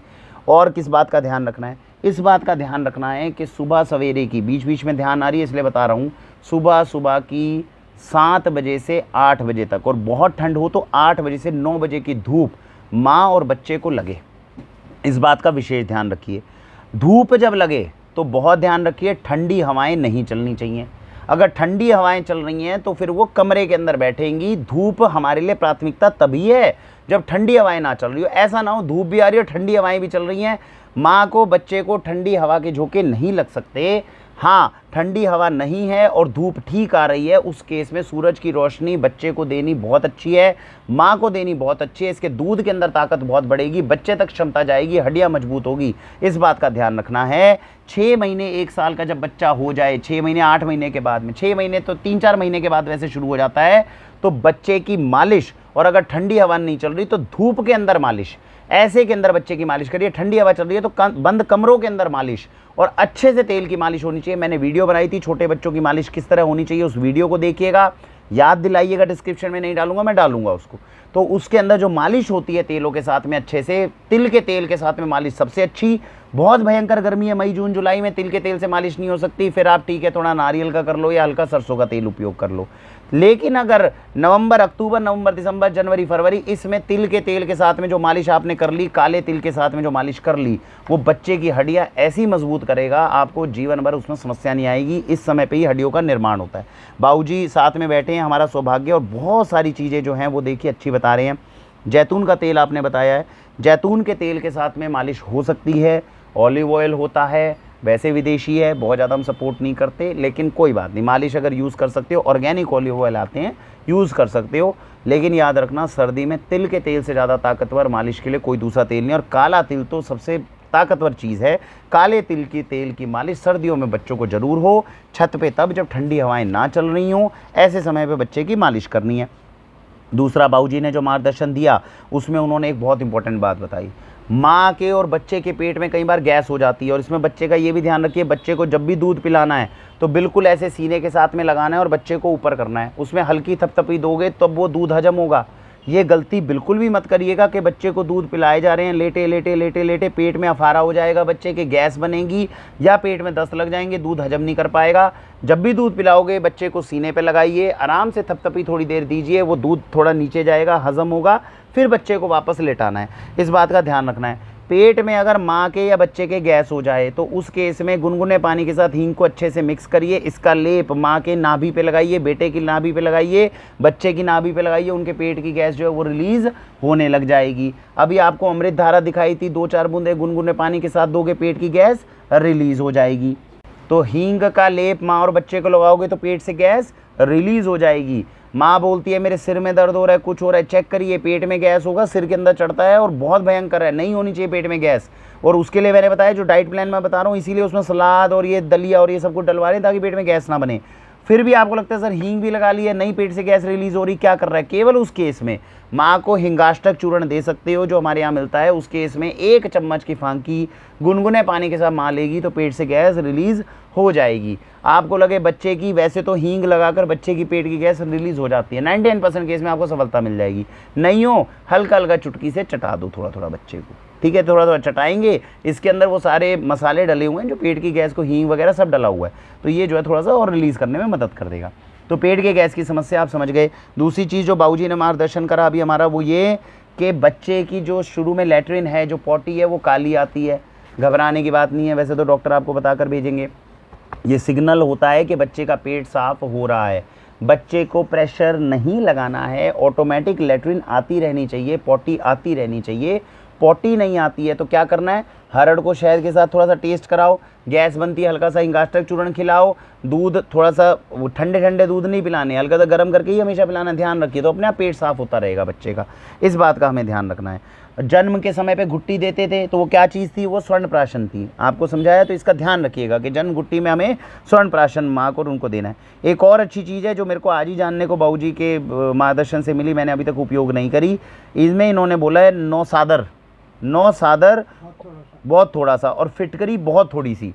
ये फिटकरी और नौसादर हल्का हल्का जो है मिक्स करना है। मेरे पास नौसादर अभी है नहीं, ढूंढूंगा अगर अच्छी चीज़ हुई तो। तवे पे फिटकरी को और नौसादर को थोड़ा थोड़ा मात्रा में भून कर, फिटकरी जाएगी वो फूल करके बड़ी हो जाएगी, फिटकरी फूल के बड़ी हो जाएगी। हाँ, और उसके बाद में उसको रख के हल्का सा उसको जगह बिल्कुल बेलन से करके करेंगे तो वो बिल्कुल ही पाउडर बना देना। तो बेसिकली जरा सा दूध के बाद में हाँ हटा देंगे ना तो दूध जो है हजम हो जाता है। अच्छा, वो तो दूध जब पी लिया उसके बाद हल्का सा जीभ पे लगा लो बच्चे को, तो अगर आपको लगे दूध जब हजम ना हो पाए, ऐसा हम कह रहे हैं ना, नहीं आमतौर में कई बार लगा देते हैं, ठीक है। ये प्रयोग अभी मैंने पहले अपने घरों में नहीं किया है, लेकिन बाबूजी बता रहे हैं, अपने अनुभव के आधार पे देख सकते हैं, नहीं तो मैं कोशिश करूंगा अगर ज़रूरत पड़ती है तो, और इसको फिर प्रयोग करके आपको बताऊंगा। नौसादर, हाँ नौसादर बहुत कम से कम, फिटकरी बहुत कम से कम तवे पे भूनिए, जिससे बाबूजी बता रहे हैं फिटकरी फूल जाएगी। फूलने के बाद फिर बेलन से इसको करेंगे तो फिर बिल्कुल पाउडर बन गया। इस पाउडर को हल्का सा बच्चे की जीभ पे अगर लगाते हैं दूध पीने के बाद में, जब दूध पी लिया पूरा तब हल्का सा अगर लगाते हैं तो ऐसा कहा जाता है उससे बच्चे का पेट जो है वो साफ़ भी होगा और हजम हो जाएगा, दूध जो है वो हजम होने में आसानी होगी। तो प्रयोग करना चाहें तो इसको आप कर सकते हैं, नहीं तो मैं प्रयत्न करूंगा, मेरे घर में अगर उपयोग होता है कभी भी तो फिर मैं आपको सूचना दूंगा इसकी। तो ये चीज़ हो गई। तो अब हम कहाँ आ गए थे, माँ के दोपहर के लंच पे। तो रोटी माँ कौन सी खाएगी मल्टीग्रेन, आपको बता दिया। दाल और दाल का पानी ये अच्छे से माँ को कटोरा भर कर पिलाइए। अगर आपकी धर्मपत्नी सुनती है, मानती है बात, तो दाल प्रोटीन चाहिए इस समय माँ को। डॉक्टर साहब को प्रोटीन पाउडर खिलाते हैं, हमें लिख के दिया है, मैं नहीं खिला रहा प्रोटीन पाउडर। तो प्रोटीन की रिक्वायरमेंट पूरी कैसे कर रहा हूँ माँ की, डॉक्टर ने कहा जी प्रोटीन पाउडर खिलाओ, उसके साथ में कम से कम 6-8 अंडे खिलाओ। अब हम हैं सात्विक, ना अंडे खिला सकते, ऊपर से ऑर्गेनिक, तो प्रोटीन पाउडर नहीं खिला सकते। प्रोटीन की रिक्वायरमेंट पूरी करनी है, माँ को दिक्कत ना आए तो क्या करना है, पिछली बार भी यही किया था, अब की बार है 200 से 250 ग्राम पनीर खिलाया जा रहा है माँ को, शुद्ध देसी गाय के दूध से निकला हुआ। तो प्रोटीन की सबसे ताकतवर डाइट। दूसरी बात, जो हरीरे के अंदर ड्राई फ्रूट्स हैं, जो आपके गोंद के लड्डू के ड्राई फ्रूट्स हैं, प्रोटीन का अच्छा सोर्स वहाँ से मिलेगा माँ को। तीसरी बात, दाल कटोरा बोला ना, पिलाइए माँ को। पहले बोल दीजिए भूख लग रही है, पहले तुम इस दाल को सूप समझ के पी जाओ। तो उस दाल के अंदर, दाल भी ऐसे समय पे मेरे हिसाब से कुल्टी की दाल जो है वो आप लोगों के लिए अच्छी रहेगी। थोड़ी सी गर्म तासीर की है, प्रोटीन में बहुत ताकतवर है वो। और ऐसी को रात को भिगो दिया। एक तो माँ के अंदर जो है सफाई करने में कुल्टी की दाल क्या है, किडनी वगैरह की सफाई करने में बहुत मदद करती है। तो इसके अलावा मुझे लगता नहीं कभी अवरोध कभी सुनने में नहीं आया, इसलिए बता रहा हूँ, जो प्रयोग मैं अपने घर में अब शुरू करूँगा।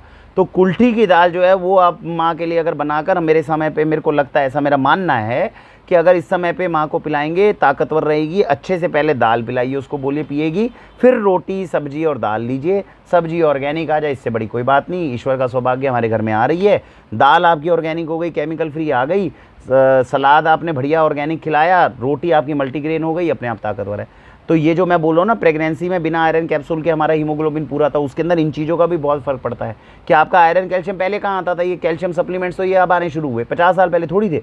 ऑर्गेनिक भोजन में इतनी आयरन कैल्शियम इनमें से आ रहा है कि माँ को जरूरत नहीं पड़ रही आयरन कैप्सूल की, अब भी नहीं पड़ रही, डॉक्टर ने तो लिखी है, जरूरत नहीं पड़ रही। तो इस बात का हमें ध्यान रखना है। तो दोपहर का हो गया। शाम के समय अगर माँ का मन करता है कुछ भी, चाय स्नैक्स, क्या चीज़ कर सकते हैं ऐसे केस में, देखिए कुछ चीज़ें हैं जो हमने यहाँ पे प्रबंध किया। एक तो ये मखाने को रोस्ट करके डब्बे भर के रख लीजिए। माँ ने कहा कि भैया मुझे कुछ खाना है, कुछ स्नैक्स के टाइप है, कहते जी डब्बा रख दो, आप मखाने खाओ। पापड़ हैं, ऑर्गेनिक पापड़ हमारे पास में आने शुरू हो गए, वो चीज़ दे सकते हो हल्के फुल्के स्नैक्स के रूप में मन करे। स्नैक्स में ध्यान रखना है, स्नैक्स 5 बजे के बाद नहीं चलेगा। 3 बजे से 5 बजे के बीच में अगर माँ का मन कर रहा है हल्की सी चाय पीने का, उसके साथ में कुकीज़ बिस्किट हो गई, थोड़ा सा, अगर ऑर्गेनिक है तो बाज़ार के बिस्किट नहीं चलेंगे, मैदा है और बिल्कुल भयंकर जहर है। तो चाय भी ऑर्गेनिक तरीके से खांड वगैरह डाल के आपने अगर 1 कप बनाई है, थोड़ा कुकीज़ दे दी, नमकीनों के अंदर जैसा मैंने बताया यहाँ पे, अब ये बनाना चिप्स हैं जैसे ये इतने सात्विक बनाए कि व्रत के हिसाब से भी ठीक है, ऐसा उसने स्नैक्स ले लिया। 5 बजे के बाद नहीं, 5 बजे तक स्नैक्स लेंगी। 5 बजे के बाद में जो अगली भूख लगती है, 6 बजे लगे, 7 बजे लगे, 8 बजे लगे, कभी भी लगे, उस समय पे माँ को डिनर ही करवाना है। ये गलती मत करिए कि 6-7 बजे तो माँ चाय के साथ स्नैक्स ले रही है, रात को 10 बजे डिनर करा रहे हैं, क्योंकि 10 बजे रात का माँ का हल्दी वाला दूध पीने का समय है। और अगर 10 बजे वो हल्दी वाला दूध पिएगी तो 8 बजे तक उसका डिनर हर हालत में पूरा हो जाना चाहिए। 7-8 बजे अगर माँ को पूरी खुल के भूख लग रही है तो बढ़िया जो दोपहर का खाना है वैसा ही दाल रोटी सब्जी दोबारा दे दो। पूरी खुल के भूख नहीं लग रही तो उपमा, ओट्स, दलिया ये दोबारा चल जाएगा। तो रात को आपने ये दिया, और रात को सोते हुए क्या है, हल्दी वाला दूध। 10 बजे अगर पेट में गुंजाइश है और भूख लग रही है तो गोंद का लड्डू फिर से दो माँ को हल्दी वाले दूध के साथ। नहीं तो एक इंपॉर्टेंट चीज़ इसके अंदर मैंने रखी हुई थी यहाँ पे, और वो रहता है जी आपका च्यवनप्राश। रात को माँ को हल्दी वाले दूध के साथ च्यवनप्राश दो। दूध के माध्यम से बहुत सारी जड़ी बूटियाँ बच्चे तक जाएंगी, और ये जितना एंटीबायोटिक और ये सब कुछ बच्चे में गया ना, इनको सबको धोने में मदद करेगा ये। तो जो मजबूरी के अंदर फंस जाते हैं वहाँ पे चीज़ है। ये पनीर है जो मैं बताना चाह रहा था, ये भी बहुत अच्छी चीज़ है। 10 दिन तो शुरू में देखो घी को आप अवॉइड करोगे, दूध के साथ घी नहीं दिया जाएगा अगर माँ के टांकों की मामला है, मजबूरी में थोड़ा थोड़ा 1-2 चम्मच देना है। 10 दिन के बाद जैसे डॉक्टर ने कह दिया भैया अब खिलाओ पिलाओ, तो ये शतावरी सिद्धघृत 2-2 ढाई साल इस घी को रखा जाता है शतावरी के साथ में। शतावरी क्या करेगी, दूध की प्रोडक्शन माँ की बढ़ाने में और मदद करेगी, जड़ी बूटियाँ भरी हुई हैं। तो अब जो मेरी पत्नी 10 दिन के बाद में जो रात को दूध के साथ घी लेगी, कौन सा लेगी, ये वाला घी लेगी। तो ये 1 चम्मच जो है रात को दूध के साथ में उसको ये वाला घी दिया जाएगा। इससे दूध की प्रोडक्शन के अंदर जो बच्चे तक ताकत जाएगी उसका कहना ही बिल्कुल जो है मतलब अलग मामला हो जाएगा। तो इस बात का ध्यान रखना है। अच्छा, इसके बाद में जो है और क्या चीज़ें जो यहाँ रखी हैं उनके बारे में बता दूं, जो मैंने क्यों रखी थी। ये क्या है, तकरासव है। ये किस लिए, माँ को एंटीबायोटिक्स चल रही है, एंटीबायोटिक के साथ में एंटीबायोटिक अगर माँ लेगी तो क्या होगा, कई बार पेट में लूज मोशन हो जाता है। तो उस लूज मोशन को रोकने के लिए या तो केमिस्ट के पास मिलता है लैक्टोबैसिलस, गुड बैक्टीरिया, और नेचुरल रूप से वो किस में मिलता है, छाछ में और तकरारिष्ट में। छाछ तो माँ को पिला नहीं सकते, ठंडी तासीर की है, अलाउड नहीं है। तकरारिष्ट पिला सकते हो, 1-2 ढक्कन आधा गिलास पानी में दिन में अगर आप एक बार पिला दो माँ को। तो तकरारिष्ट में ध्यान रखना होता है औषधियाँ अच्छी गर्म वाली डली हुई हैं। तकरारिष्ट 2 तरीके से बनता है, कुछ गौशालाएं इसमें हल्दी वगैरह गर्म औषधियाँ ज़्यादा नहीं डालती, कुछ ज़्यादा डालती हैं। तो जिसमें थोड़ी गर्म औषधियाँ ज़्यादा हो वो वाला तकरारिष्ट लेना है। 1-2 ढक्कन आधा गिलास पानी में मिक्स करा, 12-1 बजे माँ को पिला दो। तो माँ को एंटीबायोटिक की वजह से जो लूज मोशन लगने का खतरा है वो ये तकरारिष्ट नहीं होने देगा। तो इसका लाभ आप समझ लो। इसके बाद में और क्या चीज़ें हैं, मोरिंगा के 2 कैप्सूल खाना खाने के बाद, हो सके तो सुबह 2 और शाम को 2, इस तरीके से खिलाइए माँ को। तो माँ को iron, calcium, folic acid, pregnancy में भी कमी नहीं आई, बाद में भी कमी नहीं आएगी। मोरिंगा कैप्सूल ही क्यों खिलाया जा रहा है, मोरिंगा प्राश क्यों नहीं खिलाया जा रहा है, इस बात को समझिएगा। मोरिंगा प्राश में क्या होता है, ज़्यादा ताकतवर होता है ये मोरिंगा कैप्सूल के मुकाबले, क्योंकि मोरिंगा व्हीट ग्रास और शहद सब कुछ है। प्रेगनेंसी में तो इसलिए नहीं खिलाया जाता, इसकी तासीर हल्की सी गर्म होती है, तो गर्म चीज़ें हम प्रेगनेंसी में खिला नहीं सकते, तो क्या खिलाएंगे, मोरिंगा कैप्सूल। अब हम गर्म चीज़ें खिला सकते हैं डिलीवरी के टाइम पे। इस समय पे आप मोरिंगा प्राश अगर मोरिंगा कैप्सूल की तरह के खिलाओ तो 1/4 से आधा चम्मच दिन में कभी भी मोरिंगा प्राश का माँ के लिए अमृत है। मोरिंगा, व्हीट ग्रास और साथ में शहद माँ के अंदर जा रहा है, बच्चे के अंदर इतनी ताकत भर देगा, इतना न्यूट्रिशन भर देगा कि सारे एंटीबायोटिक्स का जितना भी नुकसान था वो सारा ये भर देगा पूरी मामला। ये चीज़ें आपको समझ में आ गई। इसके बाद में ये क्या है, मिलेट के दलिए। मिलेट के दलिए माँ मानती है तो खिलाइए, उनके लिए अत्यंत लाभदायक है, बहुत ज़्यादा लाभदायक है। हल्दी, वो वाली हल्दी लेकर आनी है, उन्हीं से हरीरा बनाना है, वही चीज़ें उपयोग करनी है जिसकी करक्यूमिन की मात्रा कम से कम 8-9% तक पहुँचे। अब ऑर्गेनिक स्टोर्स पे उपलब्ध होने लग गई, ध्यान रखिए। केसर, रात को हल्दी वाला दूध कैसे बनता है डिस्क्रिप्शन में वीडियो मिलेगी, उसमें केसर जो है 100% ओरिजिनल डालिए, 2-3 की फली जो है वो जाके बच्चे के अंदर जो है क्षमता उत्पन्न करेगी शारीरिक रूप से। ये सारी चीज़ें उपयोग में लेकर आनी है। बाकी आपको हमने सारी चीज़ें ऑलमोस्ट बता दी हैं। बादाम, कश्मीरी मामरा हाई ग्रेड का बादाम जो है उपयोग करना है जब हरीरा उपयोग करेंगे। कैलिफोर्निया बादाम मत डालिए, कुछ नहीं रखा उसके अंदर। इसके बाद में साबुन, जिससे माँ नहाने वाली है, बच्चा हो या माँ हो, पहले 10 दिन तक, पहले 2-4 दिन तक तो नहाना ही अलाउड नहीं है, माँ को टांके लगे होंगे अगर सर्जरी हुई होगी। 10 दिन 15 दिन बाद जब भी नहाएगी तो साबुन, वो साबुन उपयोग करिए जिसमें केमिकल की मात्रा कम हो, ऑर्गेनिक स्टोर से आए, अच्छा साबुन आए। और नहाने के बाद एक चीज़ गांठ बांध लीजिए, हमेशा बच्चे को कभी भी 2 साल 3 साल 4 साल का बच्चा हो जाए, नहाने के बाद नारियल तेल से अच्छा लगाइए शरीर पे। जिस बच्चे ने नारियल तेल को नहाने के बाद अच्छे से अपने शरीर पे लगाया हुआ है और कपड़े उसको ज़बरदस्ती के टाइट आपने नहीं पहनाए हुए, चर्म रोग उसको नहीं होंगे। आप बच्चे को हज़ारों समस्या से बचा लोगे। बहुत बच्चों को हमने ये देखा है, नहाने के बाद के अंदर जो हम लगाते नहीं हैं, बच्चों के शरीर पे ड्राइनेस रहती है और उससे समस्या आती है। नहलाने के बाद में बच्चे को आप नारियल तेल ज़रूर लगाइए, खुले कपड़े डालिए, हवा आने लग जाइए। तब की बता रहा हूँ 1-2 साल वाले बच्चे की, अभी तो पैक करके रखना है 6 महीने 8 महीने। उसके बाद में जब खुलने लगे तो बच्चे को मौसम के हिसाब से थोड़ा खुले कपड़े पहनाइए और आराम से इत्मीनान के कॉटन के कपड़े पहनाइए। तो ये चीज़ें थी जो आज की वीडियो में हमने आपको बताया। ये सारे प्रयोग जो हम घर में अभी करने में कामयाब हो रहे हैं।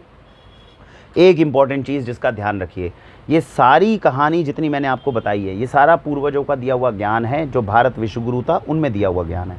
अब आते हैं सबसे ऊपर के ज्ञान में, वो ये, जब माँ प्रेग्नेंट है उस समय पे स्पिरिचुअल एनर्जीज़ को बढ़ा कर रखिए।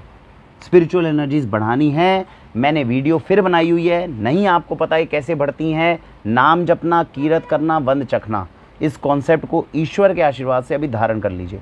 मैं आपको बता नहीं सकता, माँ की प्रेगनेंसी के दौरान जो आपके द्वारा किए गए सत्कर्म हैं, जो आप कर्मों के माध्यम से अपनी शक्तियों को बढ़ाने की कोशिश करते हैं, सीधा सीधा प्रभाव बच्चे पे जाता है। बच्चे का जन्म किस समय होगा ये तक आप निर्धारित कर सकते हो अगर आपके कर्म के अंदर ताकत है तो। ये मैं क्लियर कट बता रहा हूँ। और आप ग्रहों तक की स्थिति को सबको संभालित कर सकते हो। 3 चीज़ों पे ध्यान रख लो, दिन रात जितना राम का नाम जपोगे, जितना शुभ काम बच्चे अपने हाथ से करोगे, जितना दान पुण्य करोगे, जितना ईमानदारी मेहनत से काम करोगे, बंद चखना मतलब अपनी जीविका का जो भी अंश धर्म की कमाई है उसका वापस समाज को देते रहोगे। विश्वास कीजिए, ये वीडियो आप कंप्लीट अगर आज देख पाए हो तो आप ऐसा कुछ ना कुछ अच्छा करते होंगे, तभी ये वीडियो कंप्लीट हो पा रही है। और अगर इनका कुछ भी अंश अपने बच्चों तक पहुंचा पाओगे, वो भी तभी पॉसिबल है जब ऐसा कुछ आप कर रहे होंगे। जिस व्यक्ति ने नाम जपना, कीरत करना, वन चखना के अंश अपने जीवन में नहीं अपनाए हुए, मेरा ऐसा मानना है उस वीडियो को, इस वीडियो को उसने पूरा भी नहीं देखा होगा और इसका अंश वो अपने बच्चों तक पहुंचा भी नहीं पाएगा। क्योंकि ये सारा अमृत बच्चों तक पहुंचने का मतलब है बच्चों की सेहत अच्छी होना, माँ की सेहत अच्छी होना। उस व्यक्ति के भाग्य में ये संभव ही नहीं है जिसने नाम जपना, कीरत करना और वन चखना का जो सहारा नहीं ले रहा। दिन रात अगर वो बेईमानी कर रहा है, ईश्वर का नाम अगर वो नहीं ले रहा, अगर वो अपना जो भी कमा रहा है वो सब कुछ अपने केवल वैभव पे लगा रहा है, समाज कल्याण की तरफ नहीं सोच रहा, बहुत मुश्किल है कि वो अपने बच्चों की तरफ पुराने कोई कर्म उसकी मदद कर दे तो कर दे। अदरवाइज़ इस वीडियो के अंदर बताई गई चीज़ नहीं पहुँचेगी और वो 99.9% लोगों की तरह मजबूर हो जाएगा बच्चों को वही जहर खिलाने में जो मार्केट के अंदर इस समय चल रहा है। तो मेरा आपसे निवेदन है, ये बड़े बुजुर्गों का दिया हुआ ज्ञान है, सब हमारा सौभाग्य है। आज बाबूजी बैठे हैं तो इनके सामने हमें मार्गदर्शन भी मिला। मैंने इनसे स्पेशली रिक्वेस्ट किया था कि वीडियो में कोई ऐसी चीज़ हो जो मेरे मुंह से गलत निकल जाए तो परिवारों का नुकसान ना हो, तुरंत मुझे टोक दीजिएगा। मेरे ख्याल से बाबूजी कुछ लगा इसके अंदर, कुछ हमें गलती कुछ नहीं है, सही है माम? अति उत्तम। हाँ जी। और आगे आने वाले संतति का भविष्य बनाने के लिए, जिससे भजन, भोजन और जगह आगे आने वाली जो संतति है वो अच्छी विचारधारा की बने, इसके लिए जो भोजन वाली बात में आपके सामने सारी आ गई है। ऑर्गेनिक चीज़ जो हैगी वो ये समझिए कि हम बीमारियों से बचने के लिए और अपने आप को मजबूत बनाने के लिए, विचारधारा को शुद्ध बनाने के लिए बहुत अच्छा प्रयोग है। और हम खुद भी करें, औरों को भी उसके बारे में थोड़ा अवश्य बताएं। बहुत बहुत धन्यवाद। और फिर से बता रहा हूँ, भारत विश्व गुरु बनने जा रहा है। भारत अगले 10-15 साल के अंदर पूरी दुनिया में डंका बजाने जा रहा है। जिन बच्चों के लिए वीडियो सुनकर हम बच्चों को निरोग्यता, केवल शारीरिक रूप से स्ट्रांग नहीं करने वाले, बौद्धिक रूप से भी वो प्रबल होने चाहिए, मानसिक रूप से प्रबल होने चाहिए, ये भारत विश्व गुरु बनेगा। अब जो जनरेशन इस समय जन्म लेने वाली है हमारे देश के अंदर, ये 10-15 साल के अंदर पूरी दुनिया में भारत का नाम परचम पे लहराने वाली है। इसीलिए नए प्रयोगों की आवश्यकता है, उन मार्गों पे चलने की आवश्यकता है जो थोड़े कठिन हैं। इसीलिए वो सारे प्रयोग जो मुझसे यथासंभव हो पा रहे हैं मैं आपके लिए कर रहा हूँ। अपने परिवार के ऊपर जो है, मेरे घर वाले जो है वो आधे से ज़्यादा मेरे खिलाफ होते हैं कि तुम्हें ये प्रयोग क्या है। ऊँटनी का दूध मैं अपने बच्चे को पिला रहा था, हमारी माता जी टोक रही हैं, ये कौन सा तरीका है, ऊँटनी का दूध हमारे परिवार में आज तक नहीं पिलाया, तू क्यों पिला रहा है। उन्हें समझाने की ज़रूरत है कि भाई मेरे पास ऑप्शन नहीं बची, आप डब्बे वाला दूध पिलाओगे क्या। अब मुझे पता है, ये तो पता है ना कि डब्बे वाला दूध जहर है, तो जब जहर है तो अमृत ढूंढने की कोशिश मुझे करनी पड़ेगी बच्चों के लिए। इसमें रिस्क हो सकता है लेकिन रास्ता कोई ना कोई अच्छा निकलेगा। और फिर वीडियो की वही बात दोहराता हूँ, ईश्वर का आशीर्वाद है, 4 साल में 5 साल में जितना अपने घरों में मैं प्रयोग करा आज तक तो मैं कामयाब होता आया। हो सकता है कभी असफलता हो, तब भी घबराना नहीं है, क्योंकि हम उन रास्तों को दोबारा खोजने की कोशिश कर रहे हैं जिसमें अमृत है। जहर बच्चे खा रहे हैं, हर चीज़ में जहर खा रहे हैं, और अगर आप बुद्धि बंद करके वही खिलाते रहोगे तो इससे बड़ा पाप और क्या करोगे बच्चे के लिए। प्रयास तो करिए कि हमें अच्छी चीज़ें खिलानी है। हो सकता है सफलता मिले, हो सकता है नहीं मिले, जो सफलता मिल रही है उसमें रास्ते निकल रहे हैं ना। आज आंवला गिलोय कम से कम माँ के लिए जब हमने अपने 2 परिवारों में पहले प्रयोग करके देखा, तभी तो 4 माँओं को हम बोल पाएंगे कि आंवला गिलोय पिला लो, कुछ नहीं हो रहा, हमारे घर में बच्चा हुआ, तुम्हारे घर में क्या दिक्कत है। तो कहने का मतलब है इन रास्तों को दोबारा हमें ढूंढने की कोशिश करनी है। अपने घर में प्रयोग मैं कर रहा हूँ, आप में भी अगर हिम्मत है तो थोड़ा सा कोशिश करिए, और नहीं तो जो चीज़ों में सफलता मिल गई है उसमें तो कम से कम पीछे आगे बढ़िए। बच्चे देश की धरोहर है और इनको मानसिक रूप से, शारीरिक रूप से, बौद्धिक रूप से क्षमतावान बनाने की जिम्मेदारी हमारी आपकी मिलके इसको पूरा हम करेंगे, ऐसी हमारी आशा है। भारत वंदे मातरम।